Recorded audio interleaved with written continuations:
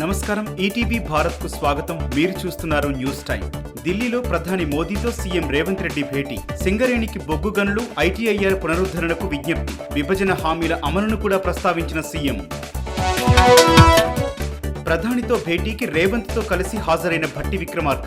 భద్రాచలం సమీపంలోని 5 గ్రామాలను తెలంగాణలో కలపాలని విజ్ఞప్తి. సానుకూలంగా స్పందించారని ప్రకటన.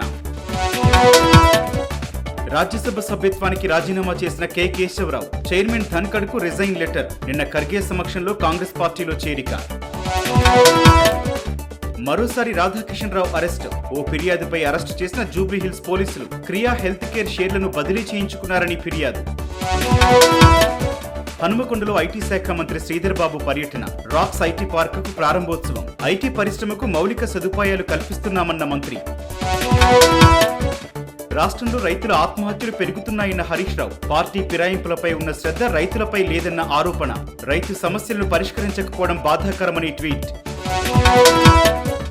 ప్రధానితో ముగిసిన భారత క్రికెట్ జట్టు సమావేశం. టీ20 ప్రపంచ కప్ సాధించిన జట్టును అభినందించిన ప్రధాని. ముంబైలో రోడ్ షో చేసిన టీమిండియా క్రికెటర్లు.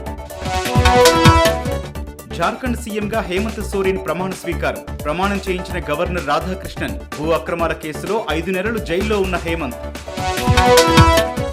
దేశవ్యాప్తంగా ప్రశాంతంగా విద్యా సంస్థల బంద్. నీట్ పరీక్ష పేపర్ల లీక్ అంశాలపై విద్యార్థి సంఘాల నిరసనలు. ఎన్టీఏను సంస్కరించాలని డిమాండ్. ఇవి ఇప్పటివరకున్న ప్రధానాంశాలు. మరిన్ని తాజా అప్డేట్స్ కోసం www.etvbharat.com వెబ్సైట్ ను సందర్శించండి.